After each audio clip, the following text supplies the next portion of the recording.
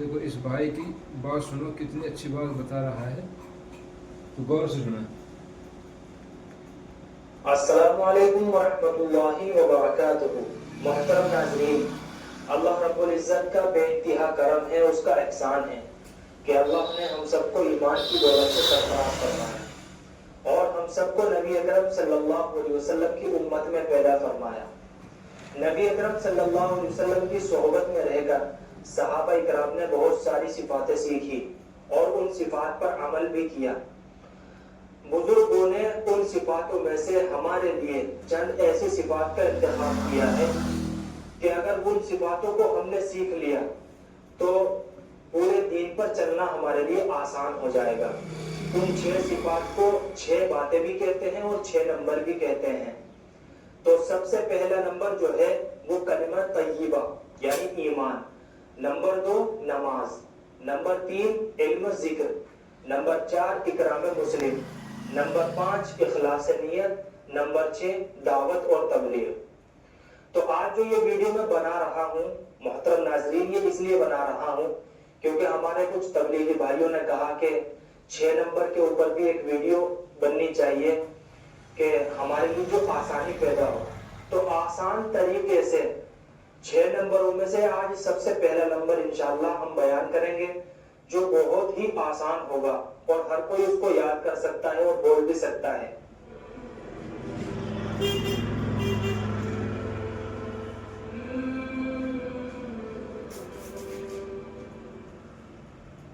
تو سب سے پہلا نمبر ہے کلمہ طیبہ۔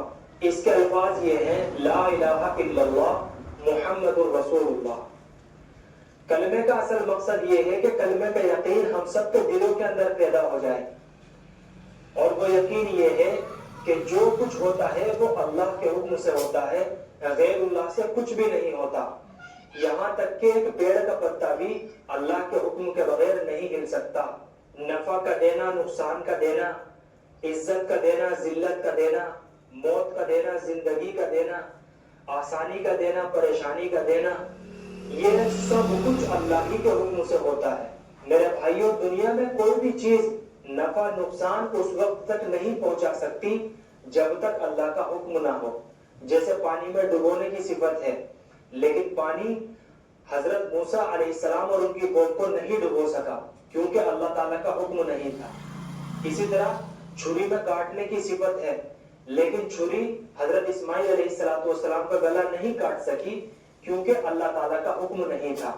اسی طرح آگ میں جلانے کی صفت ہے، لیکن آگ حضرت ابراہیم علیہ السلام کو نہیں جلا سکی کیونکہ اللہ تعالیٰ کا حکم نہیں تھا۔ الغرض ہر چیز نفع نقصان پہنچانے میں اللہ کے حکم کی محتاج ہے۔ اس یقین کو دل میں مضبوطی کے ساتھ اتارنے کے لیے حضور اکرم صلی اللہ علیہ وسلم نے اپنے صحابہ کرام پر کئی سالوں تک محنت کی، اور جب ان کا یقین اس چیز کے اوپر آ گیا تو ہم اور آپ جانتے ہیں کہ ان کی زندگیاں وہ کہاں سے کہاں پہنچ گئی۔ اب اس کلمے کے 2 حصے ہیں۔ سب سے پہلا حصہ لا الہ الا اللہ اور دوسرا حصہ محمد رسول اللہ ہے۔ اب اس میں 4 باتوں کا خاص خیال رکھا جائے۔ سب سے پہلی بات یہ ہے کہ اس کلمے کے الفاظ کی درستگی صحیح ہو، جیسے لا الہ الا اللہ محمد رسول اللہ، اور دوسری بات یہ ہے کہ اس کے معنی کا پتہ ہو کہ نہیں ہے کوئی معبود سوائے اللہ کے، اور حضرت محمد صلی اللہ علیہ وسلم اللہ کے رسول ہیں۔ اور تیسری بات یہ ہے کہ اس کے مطلب کا بھی پتہ ہو کہ اللہ کے ساتھ کسی کو شریک نہ ٹھہرائے۔ اور چوتھی بات اس میں یہ ہے کہ کلمے کے تقاضوں کا بھی پتہ ہو کہ اللہ نے جن کاموں کو کرنے کا حکم دیا ہے ان کو کرے، اور جن کاموں سے بچنے کا حکم دیا ہے ان سے رک جائے، یعنی اپنی منچاہی زندگی کو چھوڑ کر رب چاہی زندگی گزارے، رب چاہی زندگی پر آ جائے۔ تو یہ کلمے کا پہلا حصہ ہو گیا۔ کلمے کا دوسرا حصہ محمد الرسول اللہ ہے۔ اس کا تقاضا یہ ہے کہ اس بات کا پکا یقین ہمارے دلوں کے اندر پیدا ہو جائے کہ 100% کامیابی حضور اکرم صلی اللہ علیہ وسلم کے طریقوں پر چلنے سے ملے گی، اور غیروں کے طریقوں پر چلنے سے 100% ناکامی کے سوا کچھ نہیں ملے گا۔ البتہ دوسری قوموں کو دنیا میں بظاہر کچھ کامیابی نظر آئے گی، لیکن آخرت میں ان کے لیے خسارہ ہی خسارہ رہے گا، اور ہم کو دنیا میں چلنے کے لیے بظاہر کچھ پریشانی آئے گی، لیکن آخرت میں ہمارے لیے کامیابی ہی کامیابی رہے گی، اور اصل کامیابی تو آخرت کی کامیابی ہے، کیونکہ دنیا کی زندگی تو چند دن کی زندگی ہے، اور آخرت کی زندگی لامحدود زندگی ہے جو کبھی ختم ہونے والی نہیں ہے۔ اگر یہ یقین ہمارے دلوں کے اندر پیدا ہو جائے تو انشاءاللہ 100% دین پر چلنا آسان ہو جائے گا۔ تو محترم ناظرین، کلمے کے بہت سارے فضائل ہیں، جن میں سے ایک دو میں آپ حضرات کے سامنے ذکر کرتا ہوں۔ افضل الذکر لا الہ الا اللہ، یعنی تمام اذکار میں سب سے افضل ذکر لا الہ الا اللہ ہے۔